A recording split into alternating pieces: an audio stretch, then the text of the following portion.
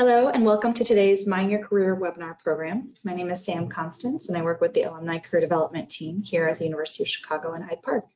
Thank you for joining us today. I'm delighted to welcome you to our webinar entitled Enhanced Executive Presence, More Important Than You Think, More Achievable Than You Realize. A little intro to our presenter. Keith is a certified professional coach who focuses his practice on helping professionals address their unique career challenges through a variety of assessments, coaching tools, and a direct, approachable technique. He helps clients assess their overall career trajectory, identify challenges, and plan and execute goals to achieve their desired outcomes. In some cases, career transition is the goal. In others, it's expanding a set of skills and ensuring a balanced approach to professional and personal life. Keith also works with retirees to find meaning in the post-career transition. He draws on nearly 20 years in a successful municipal management and planning career, communications background, and work as a photographer to help his clients achieve the life they desire. His career advice has been featured on numerous media outlets, including Fast Company, Forbes, Glassdoor, and Monster. Without further ado, it's my pleasure to cede the floor to Keith. Okay, thank you for that introduction, Sam. I want to start today by thanking you for welcoming me into your home office, and I acknowledge these are certainly difficult, if not unique times. I also want to congratulate you for carving out this hour to invest in growing yourself and your career. There's a lot of stress right now, and since virtual learning seems to be one of the only things we can do, this is a great time to do it. Regardless of what the next few weeks and months bring, your skills are always something you'll carry with you. So you may as well take this opportunity to work on them. Thank you all for joining me today to discuss presence, executive presence, political presence, gravitas, or whatever else you want to call this. I remember back about 20 years ago, I was involved in an interview for a fellowship position. There were 3 finalists in a group format interview, and the interview included a lunch. I sat at the lunch and I looked at the candidates. The guy who talked with his mouth open, food flying out of his mouth, food on his shirt, obsessively talking about himself and all of the influential professors he had and he knew.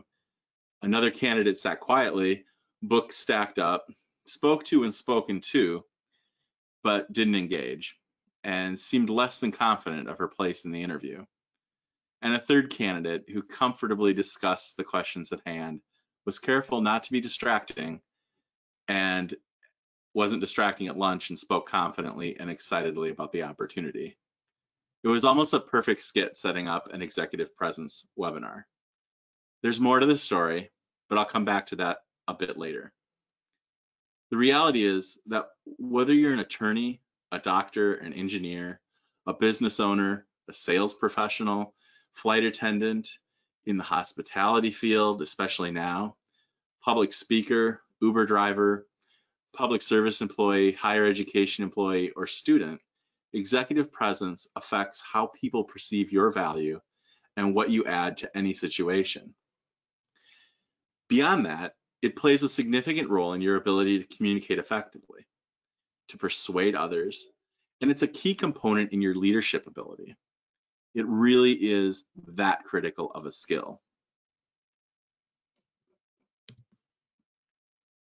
So as we move forward here, I'd like to go ahead and start with 2 poll questions that'll give everyone an opportunity to kind of see where everyone on the call is at. So Sam, can you put those poll questions up? The first question is, when it comes to executive presence, which of the following statements best applies to your current beliefs? And there's 2 answers. Some people are naturals, it's something that you have or you don't, and it's nearly impossible to improve or change. And the other side of that is, this is just like any other skill, it can be improved upon. In fact, it can be improved upon relatively easily. So go ahead and take a second to enter your poll results, and then Sam, when you get those, can you let us know what they are?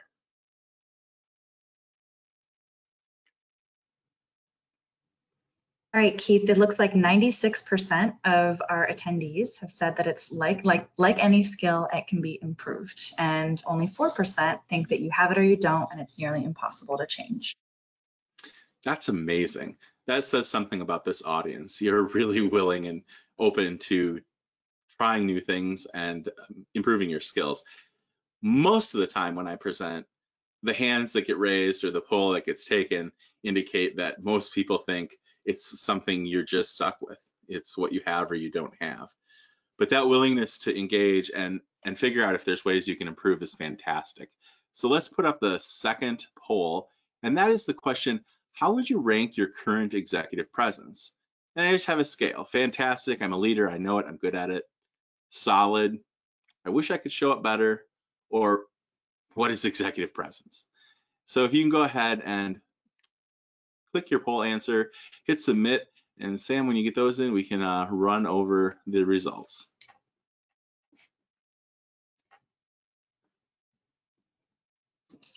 We've got the results in for this one. 56% of attendees say that they wish that they showed up better. 30% report solid. 14% say they need a lot of work. And 1% come in saying, what is executive presence? Okay, well, that's great, because that means that most of the people on this webinar think they can improve their executive presence, and most of the people on this webinar want to improve their executive presence. So we're all in the right place. What I often tell my clients is executive presence is more important than you think and more achievable than you realize. The second that part of that sentence is the part that might surprise you and surprises a lot of folks. Executive presence is achievable. That's what we're here to discuss today. So your time is incredibly valuable, and we recognize that. In an effort to get this completed in about an hour, I want to make sure you leave today with knowledge you didn't have before the webinar and actionable steps you can take to make improvements in your executive presence. With that in mind, today we're going to learn why your personal presence may be the #1 factor that either holds you back or propels you forward. Understand the factors that make up executive presence and which factors you have agency to change. And learn 3 action items that you can do today to leverage your executive presence. And I want to make sure that you stay tuned until the very end for an additional free tool that can really exponentially transform your executive presence. So hang on till the end, because we have some great stuff to give you for executive presence improvement after the webinar. So executive presence, let's get started. What is executive presence and why does it matter? The reality of this topic is that there are volumes written on executive presence. Business gravitas, public speaking, you name it. There's a lot of words that the topic goes by, but there's volumes written on it. Everyone has their own take on exactly what it is. If we were doing an interactive workshop, I'd ask you all to brainstorm what you think it is. But most often the words on the screen are what people settle on. I've been researching presence now for a few years, and I can tell you that this list, while not exhaustive, is a pretty good summary of what makes up presence. Things like leadership ability, ability to read a room, emotional intelligence, body language, and appearance all make the list almost every time you do a brainstorming exercise. So why does this matter? It matters because every day we need to communicate our work, our opinions, our goals to other people.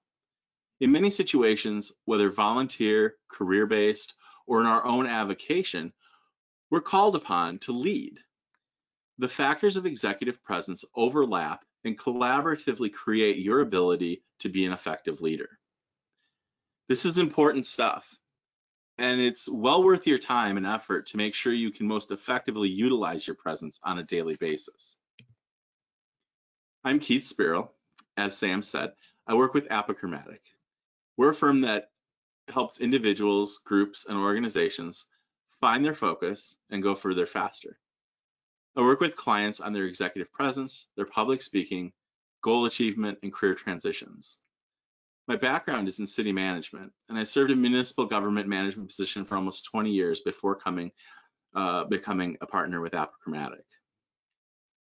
Let's get back to executive presence. I just wanted to give you a brief introduction as to what my background is. Here's a definition. Political skill, the ability to effectively understand people and to influence them to act in ways that benefit our personal goals, our employer's goals, or both. Here, Ferris and Trudaway use the term political skill. That's politics with a small p, obviously, but the essential definition is the same, using your skills to effectively understand, influence, and communicate with people. That may be your employees, your coworkers, your superiors, and now in the time of social distancing and working from home, it might even be with your family. Executive presence is not only present in the C-suite. In fact, executive presence is present in all of our lives, which may very well be why it goes by so many names. Another definition describes executive presence in this way: your ability to project mature self-confidence, a sense that you can take control of difficult, unpredictable situations, make tough decisions in a timely way, and hold your own with other talented and strong-willed people. Wouldn't you all like to hold your own with other talented and strong-willed people? I think that this is a skill we can all agree is worthy to pursue. So let's talk a little bit about executive presence makeup.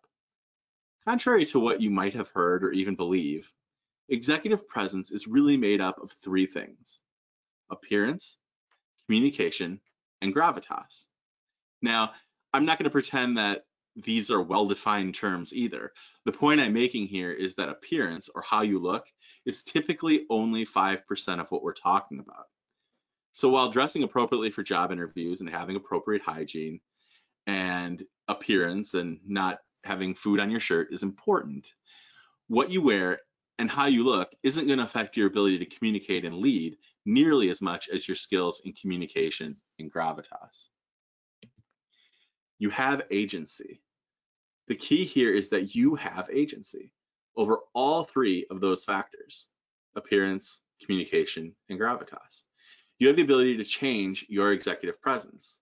You have the ability to modify how you show up, how you're perceived, and what you bring to any situation.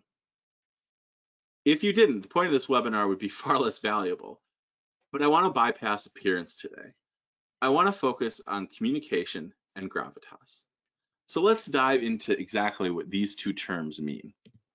First, let's talk about communication. Communication skills are some of the easiest skills to work on and improve. These skills include public speaking, ability to command a room, assertiveness, ability to read a room, sense of humor, and body language. It's important to note that these specific skills start to determine how you rank your ability and start to rank how you rank your ability in each area. What can you do specifically to improve the skills as a result of your executive presence? The second item I was talking about is gravitas.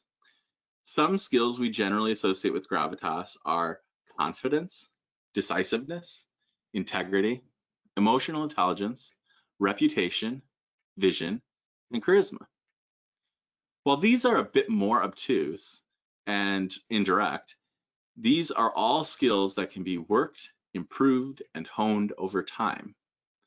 Many of these skills, along with those listed under communication, pull and push other skills with them when you improve one's skill. For instance, when you're able to improve your public speaking skills, your confidence in that area will improve as well. When you have improved confidence, you're likely to make better decisions. And better decision-making skills will turn up in your reputation and how you're generally viewed. In this list of skills, confidence is something that most people often struggle with, but it can have the biggest impact on your ability to communicate and lead. Christy Hedges in The Power of Presence in 2012 wrote, if you want to be seen as a trusted and credible leader, then your actions must be in alignment with your intentions, both stated and unstated, and it's the only way to be received with clarity. I'd like to tie our conversation of confidence with this notion of alignment and intention. It's critical to make sure that you know what your intentions are in any given situation. That may be a presentation you're giving, a meeting you're attending, or even simply a project that you're doing at work or a conversation you're having with a client or coworker. Knowing what it is you intend to communicate and what result you seek prior to the interaction is a critical component to communicating effectively and leading toward the result you want. Once you realize your intentions for a given exchange, you can align your actions and your approach to better present your position. I can't emphasize enough that it's critical to think about this all the time.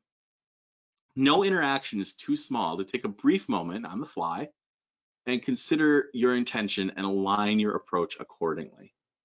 This process and notion of aligning with your intention and communicating with clarity is critical. So I want to get into the 3 actions I talked about in the introduction. With the definitions and concepts that we've already discussed in mind, I'd like to move to 3 actionable steps that you can take today to improve your executive presence, improve your confidence, and ensure you have alignment with your intentions. I want to be clear that improving your executive presence takes time. It takes practice, it takes patience, but the key takeaway today is that there are specific things you can do to move forward toward your goal. While these tips are actionable and relatively quick, there are many ways that you can take a much deeper dive into executive presence, and the investment you make in yourself is almost guaranteed to pay dividends. The first action I want to talk about is being open to feedback. You cannot improve your executive presence if you're not open to constructive feedback. This is important enough to repeat again. You cannot improve your executive presence if you are not open to feedback. Full stop. There are very few individuals in the world that cannot improve from the position they're currently in. With that in mind, seek feedback. This might come in the form of reviewing a video of a meeting or speaking engagement that you've had or a speaking engagement that's coming up. It might come from asking supervisors or trusted coworkers to provide productive feedback on how you show up.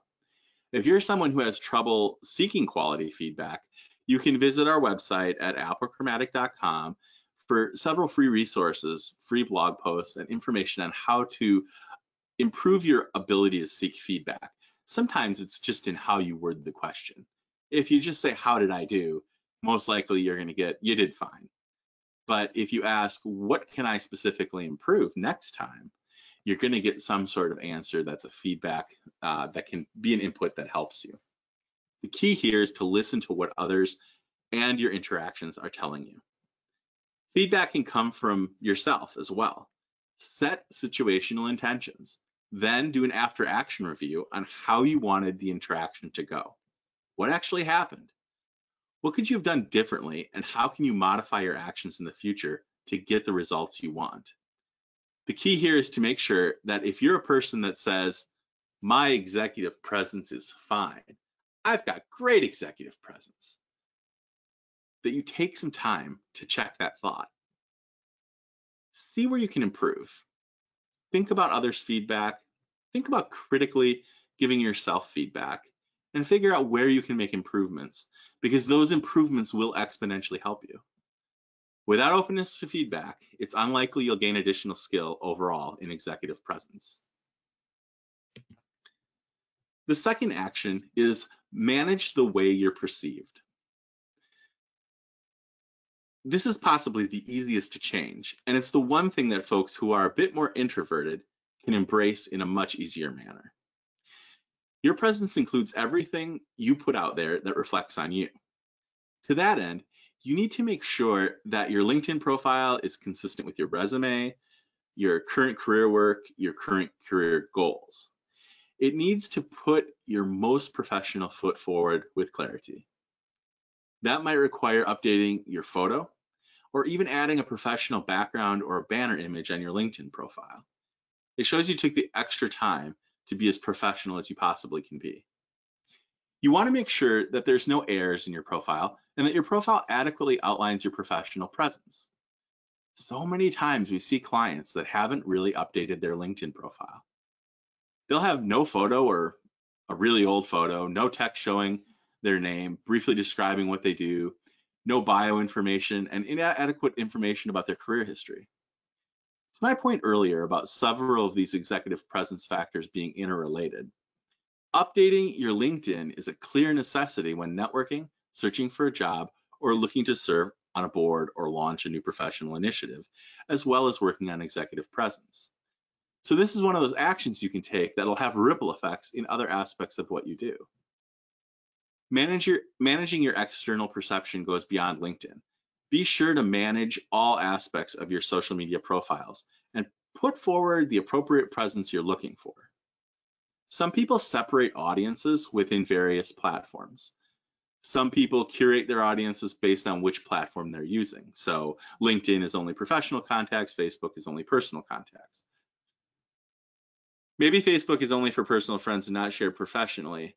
This has become harder in recent years with the amount of interaction we have on social media, but it's certainly possible. One factor to keep in mind is with social media, it's good to make sure that nothing in your profiles would be offensive or divisive if found by others. That can be challenging with the discourse of politics and other topics of today. But it's important to keep in mind that two factors we discussed with executive presence: communication and leadership. Being offensive or dismissive in any way reduces your ability from the start to communicate and to lead. So you want to be sure to carefully curate how you appear. Keep in mind that there are things out there that people are looking for and they will find. I was once applying for an executive position with a governmental body, and the recruiter called me and said that in their background search, they had found a tweet that I had posted with the word barf in it.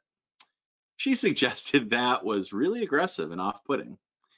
I hadn't even remembered it because at the time I used Twitter once in a blue moon at a conference. But I did tweet when a passenger threw up on my wife in an airplane and the flight attendant said, "Oh, just get a napkin." Needless to say, that triggered a review of my social media, and I made sure that my presence was more in line with who I am. A third, probably much bigger factor in executive presence when we're discussing managing our external perception is to consider taking an emotional intelligence assessment. You can find these online or through firms like mine, Apochromatic, and many others. Some are free. The better assessments will have a small fee associated with them, but they'll also include a debrief from someone who's certified in the assessment tool and to give you a good read on your assessment results. This investment in yourself, regardless of the tool you use, can be a key component to determine how you show up and what areas you can specifically work on to improve your presence.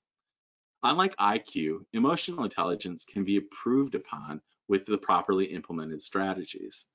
The various areas that make up your emotional intelligence profile work with each other in a very similar way to the different factors I'm talking about with executive presence. So investing and working in one area brings other areas along for the ride. Now, I'm sure you've heard of many corporations, academic institutions, governmental organizations, and others that have implemented the use of emotional intelligence assessments, emotional intelligence trainings, and working with their teams, and all of those type of team building activities. This is something you can all do individually as well. Part of working with the notion of emotional intelligence is to create an action plan to work toward improving your overall ability of how you react to situations and how you show up. Again, this can be a longer term approach, but it's something you can start today by simply reading up on emotional intelligence or contacting someone to have an assessment done or, and find out what your baseline is. The key takeaway here is that this is something that is well within your control to change, improve, and work on. You can get a book from the used bookstore or download one from Amazon and really get a sense on how emotional intelligence works and decide on how to go move forward from there. The third action step we'll talk about today is developing your personal presence brand. When I work with clients, one of the first things I do is discuss their personal presence brand. This is a free tool because you're watching this webinar. You can all consider yourselves one of my clients for the next few minutes. Now that we'll walk through this exercise, you'll have a start. clients typically take a much more prolonged period of reflection to do this work. And so today isn't meant to change your life, but think of it as a starting point. Think of it as the first time maybe you've sat down and thought about this. We're going to go over a few of the exercises I work on with clients: personal impact statement, personal presence brand, personal power introduction. Now, you've probably heard people talk about having an elevator pitch ad nauseum. To be honest, it is so frustrating for me to hear those pitches. My name is Keith Spirrell, and I utilize brilliance to transform everyone I work with in their individual professional spaces to launch them to new heights and find ultimate satisfaction with their job, life, while solving climate change and teaching the world to sing in harmony. That's great, isn't it? I mean, come on. This stuff just isn't real. And it gives you a sense of fake presence instead of genuine presence. This isn't about an elevator pitch. It really isn't about talking at all. The process of coming up with these statements is to hone the language you use behind who you are and what you do. They aren't sales pitches. They aren't aspirational statements. They need to be true reflections of who you are. Now, that being said, once you've developed your statement, we don't recommend you parrot them back to people on elevators or at introductions. We recommend and work with people to be conversational. Live your statement instead of repeating it over and over again. Your personal impact statement doesn't necessarily need to be used with others at all, with anyone. I often suggest that clients simply put it on a Post-it note in their bathroom mirror. Read it every single day, when you get up in the morning, when you go to bed at night. Start to make that mantra an intention to read every day, and as your brain chemistry changes, you'll start to really embody that statement in everything you say, and it'll become far more authentic. Put it in your phone as a background or on your laptop as a background so you're reminded of it all the time. The point of this statement is to remind you of who you are. When you do that on a daily basis, your mind builds confidence around the statement. Amy Cuddy is famous for saying, "Fake it till you become it." The reality is, you probably already are it. That's what the personal impact statement does. Remember, when confidence is improved, it pulls with it other factors of executive presence. I work with clients on developing a more advanced version of that called a personal presence brand. And then we often make a far more genuine set of introduction language for a personal power introduction. Just to recap, these are 3 actions you can leave this webinar today to improve your executive presence. Be open to feedback, manage your external perception, and develop your personal presence brand. So what I'd like to do now is turn to a quick exercise, because I don't want you to have relatively generic ideas. I want you to leave with relatively specific results. So I'd encourage you to stay with this. You know what they say with webinars, you tend to lose a lot of people when you do an exercise, but I want you to get started with enhancing your executive presence, and I want you to move forward with this. So the first exercise we're going to take 5 minutes. I'm going to give you 5 minutes to do an exercise, and do it even though you're on a busy day and you're socially quarantined and all those things. Remember, this is a shorthand version, and if you're interested in a more in-depth approach, just shoot me an email or call me, and I'm more than willing to work with you on executive presence. Here's what we're going to do. First, list 3 of your strengths, and then explain how each of these strengths adds value for your employees or clients. Then you're going to combine those to make your impact statement by filling in the statement, I am my strengths. As a result, I, how you show up and add value. For example, let me just run through one of these. If I'm a bus driver and my strengths are being enthusiastic, being careful, and being in a good mood, they would translate into adding value by saying things like, I greet everyone with enthusiasm and brighten their day, or I get my passengers to their destination safely, or I never let my mood be influenced by other people's issues. And so for the impact statement, ultimately at the bottom there, I would say something like, I'm enthusiastic, careful, and always in a good mood. As a result, I greet my passengers with enthusiasm and brighten their day. Without regard for external issues, I get my passengers to their destination safely. This is clearly not an elevator pitch. This isn't even a statement you probably use to introduce yourself, but it's a statement clarifying who you are and what you bring to the table. So, if you're a bus driver, we've already done the exercise for you. So you get 5 minutes to rest. If you're anything but a bus driver, go ahead and fill out the 3 strengths, how each strength adds value to your employers or clients, and then start to craft that statement. I've started the 5-minute countdown timer, and I'll jump back on at the end of 5 minutes.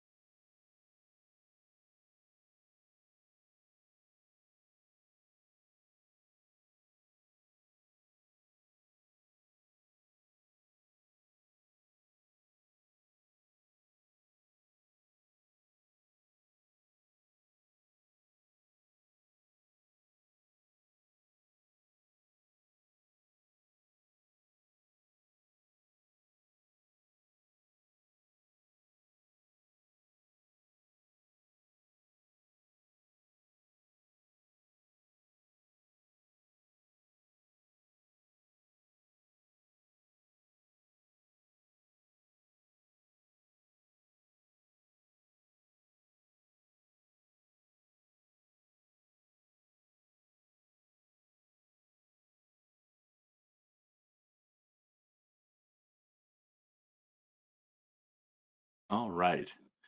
As the clock winds down, I hope you had an opportunity to at least get through your strengths and how your strengths add value.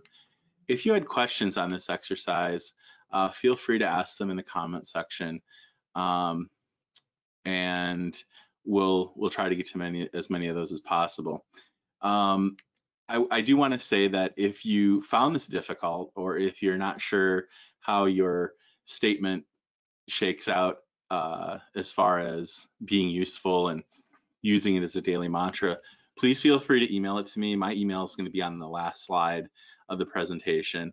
I'd be happy to look over it, send you back a few thoughts and comments, and interact with you on that, and see if we can get a good personal impact statement put together for you, because I really do think it's critical that you have one of these statements and that you start to utilize it. And sometimes it takes 3 weeks, sometimes it takes a month or two, but after you look at it every single day, you'll notice you start to show up differently, and you'll notice an increase in confidence because you know what your strengths are. You know what you bring to the table. Sometimes it seems like other people around you don't, but you do. And so when you start to convince yourself that you know what exactly you're bringing to the table, you'll start to convince others. It's, again, about communication and leadership. Okay, now that you've made an effort to work through that, and if you have any questions, again, please feel free to email me. It is keith@applecromatic.com. It's on the last slide as well. Let's go to exercise number 2. You know what executive presence is, and you have some actionable steps to change your executive presence. I want you now to have an opportunity to reflect on your executive presence.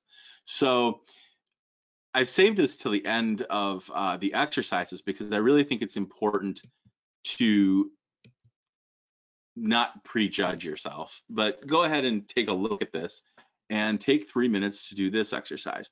If you can hop onto a separate window or tab or do this on your phone or your iPad, that would be great. That is, go to enhancedep.com. It'll only take 3 minutes, but it's an online quiz assessment, and it's a site I set up. So there's 10 questions in the assessment, and it's where you can get information on what your executive presence level might be. I'd encourage you to do it right now. You can feel free to put your email in at the end. If you do, you'll get some more free executive presence tips and information from me, but you don't have to. So do the exercise either way. There's an option to not put your email in, but if you do put your email in, we'll get you some more information on executive presence. The key here for us is to give back to the alumni community as much as possible, and put our information out there and serve you in ways that will help you and your career. So go ahead to enhancedep.com. I'm gonna start the timer. It will take you less than 3 minutes. We'll go ahead and start the timer now and take a few minutes to look over your executive presence and see what you get.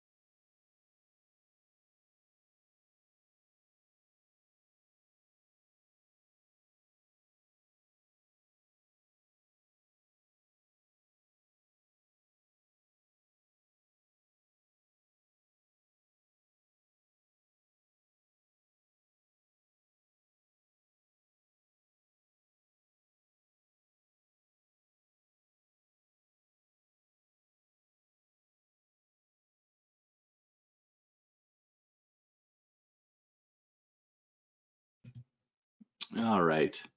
I, of course, jumped the gun a little bit on clicking my mouse, but nonetheless, we took about 3 minutes there.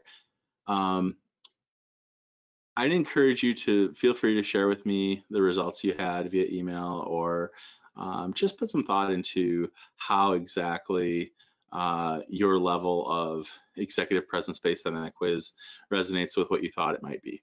And again, be open to feedback. So feel free to take that again. Feel free to sign up for the email and get more information about executive presence. I just wanted to have that set up so that people have some ability to get an assessment of where they're at with executive presence. I want to end today with encouraging you to take action now on improving your executive presence. Doing this at any stage of your life and career, regardless of where you start, will have a significant impact on your overall success in communication and leadership. Literally, whether you're a student coming out of your undergraduate instruction or you're starting a new career after retirement, working on your executive presence, your communication, and your leadership are going to be beneficial and impactful for you. Executive presence really isn't something we're taught by the universities or the schools we attend, and it's often not taught by our parents and others that teach us. And other than what you learn indirectly from your mentors, it's not something we even often discuss with our mentors or coworkers. The fact remains that executive presence is completely within your control to improve and effectively use to communicate your ideas to become an effective or more effective leader. So don't stop with this webinar. We have a very short period of time here to get information out to everyone and to have limited interaction via Zoom. But go ahead and sign up at enhancedep.com. We'll send you more tips and advice on improving your executive presence. This is the beginning of that concept and relationship in learning to improve your executive presence, not the end. We also have an apochramatic book bundle on executive presence, and we've had this for a couple years now. A lot of people have taken advantage of it. If you sign up today at www.aposignup.com/maroonep, that's a mouthful, but it is on the screen, we'll be giving away a book bundle to a randomly selected person. And what these book bundles are is they're a set of 3 books on any particular topic. We've got several topics that have been curated to give you the fastest start at learning a topic and having some of the best current information out there at hand. And so 3 books that are all relatively quick reads that can provide you a good base and foundation for moving forward on a topic. So you can easily go to the website apochramatic.com, check out that book bundle and the books that are listed in it. And if you sign up, one of you will receive a free book bundle that will get off to you shortly. So with that, the 2 websites are enhancedep.com and aposignup.com/maroonep. I want to end quickly by just saying, if you remember back to that interview and lunch I described at the beginning of the webinar, one of those candidates was me. I went on to receive the fellowship. That fellowship led to fantastic mentors that I've had my entire career. It led to job opportunities, and ultimately I serve as the president on that fellowship board 20 years later. In a lot of ways, that specific interview shaped the trajectory of my career. Improving your executive presence skills, regardless of where you are in your career trajectory, can have important implications and results. So all the information on the web resources and my email are on this slide. Let's go ahead and go to questions and go from there. Sam, what do you have? Thank you so much, Keith, for this great presentation. The first question that we've got for you today is, do you have any tips for women in particular? You know, I do. And ironically, on executive presence, most of my clients are women. And it seems to feed back to that first the first action point, and that's being open to feedback. I think generally women seem to be more open to feedback than men are, and that's a huge benefit. But there are also unique challenges in how women are perceived in the workplace. And my partner, Amy, and I both do quite a bit of work on this, and are constantly trying to know what the latest research on this is. But it comes down in a lot of cases to taking simple steps that change the interaction that you have in your professional environment. So a lot of times we'll see where women come into a meeting and stay very small. And research shows that typically, like I mentioned in that first example, their books will remain stacked up. They won't open their laptop up. They'll keep their pencils close to their books, and they'll take up as little space in the meeting room as possible. Whereas a guy will often come in and spread out. And you need to take your space that you're appropriately allotted, right? So you want to be as confident in that situation as anyone else so that you're taken as seriously as everyone else. So these little things that can help and improve the way you're perceived as showing up will be hugely beneficial. Now, ironically, a lot of that drives back to that concept of your personal presence brand. Absolutely know and be confident in what your strengths are and what you bring to that table. And if you're confident in that, you're going to show up differently than if you're not. So that's typically a place where we first start working with folks is making sure that you know where your strengths are and you're confident of them, and you don't try to conceal them. There's no reason to have an invisibility cloak over your abilities. You need to be able to be confident in knowing you shine. And particularly with women, I oftentimes tell them that what I think is a tool that might help them is assuming you should take it up a notch further than you're comfortable with. So you might feel like you're being a little arrogant or cocky, but it's not going to come off that way to others. So what you're comfortable with, one notch higher, you're probably gonna be right where you need to be. But that's that's an individual situation, and certainly when we work with individual clients, we are able to better assess that. But those are some tips that I think will help female professionals. Thanks, Keith. Another question we've got here, are there specific techniques for one-on-one versus large meetings? And how about any recommendations for when I'm working remotely, which is particularly relevant right now? Right.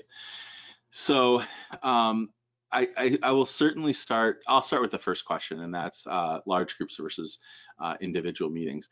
Again, every single situation you have, you need to know what your intention is going into it. So you will have an opportunity to have executive presence and show off your communication skills in a one-on-one meeting as much as in front of 250 people.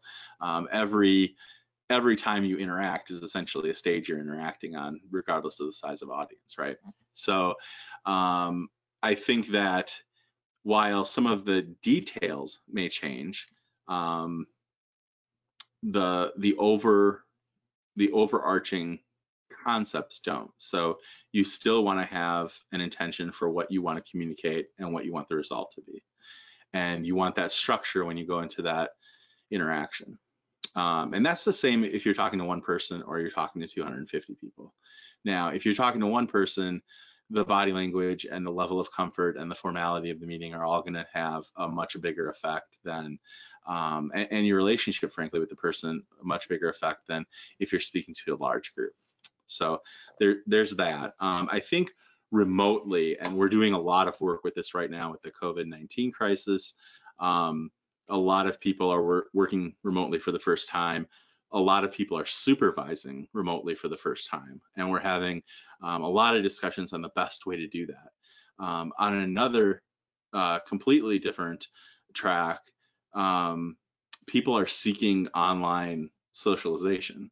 So they've been in their house now for probably about a week or more, and they are looking for ways to communicate with other people. And so I think making sure that you show up and you dress professionally. I did a seminar on networking this morning, and one of the things that I talked about was set up a coffee to have with someone else and have the coffee right at your desk, or have a cocktail hour and have a cocktail right at your desk, and talk to them in the same way that you would if you were at a busy coffee shop or at a bar after work. And that gives them the opportunity to not only have that same social interaction with you and same sort of environment and feeling, but it's far more focused because there are no distractions. The waiter isn't coming to the table. The third party that you didn't know or want to be there doesn't show up accidentally.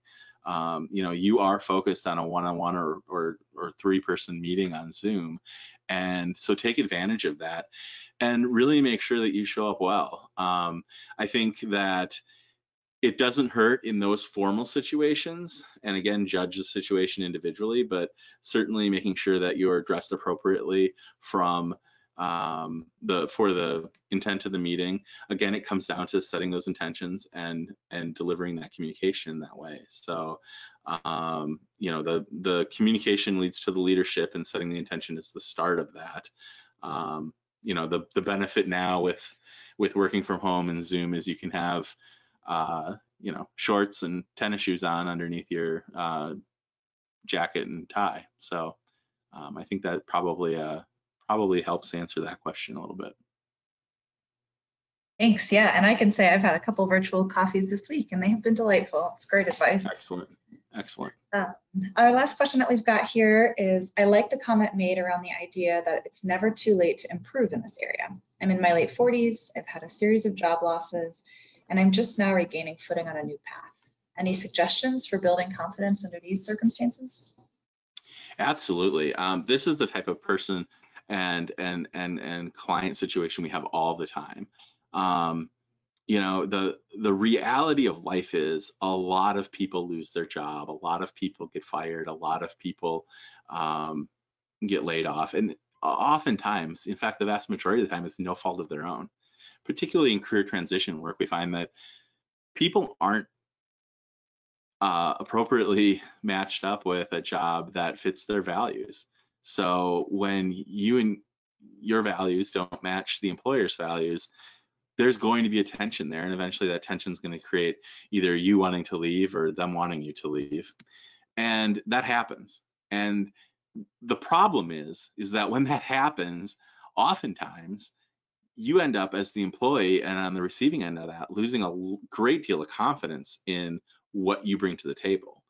And it is critical in a situation, and I have a lot of clients who had been fired or laid off from their positions that go through this kind of grieving process and then have to rebuild their confidence. You have to rebuild your confidence and know what you bring to the table. So things like that morning mantra of the personal presence brand or personal intention is really important, because you have to go out there and sell yourself every day. And you don't want to have in the back of your head that the product you're selling is faulty. So do the work to really understand a couple things in that situation. And I guess this goes for anyone right now who potentially has lost their job or will lose their job because of the economic issues we're facing, is make sure that you know what you bring to the table. Make sure you have the confidence to know what you bring to the table. And then in addition to that, make sure you know what your values are. That is a reset time in your career, in your life, to find a position and an employer that truly meets your values. So if family time is really important to you and being home at 6 o'clock is a non-negotiable, make sure you understand that going into when you're looking for different jobs, because you're going to need to find a job, and oftentimes people need to find a job quickly. But knowing upfront what your non-negotiables are and what types of positions you're looking for and will meet your values with respect to what you want to do professionally is going to be hugely beneficial as you move forward. And you might even find that you feel far more compatible and far more comfortable in the position you're in when you get it. So that's a little bit more on career transition than executive presence, but a lot of this stuff overlaps and pushes and pulls each other, like I said earlier. So I hope that helps. Great. Well, I think that's all the time that we have for today. Thank you so much to everyone for participating, and a special thank you to you, Keith, for sharing your actionable tips on this important topic. No problem. Thank you very much.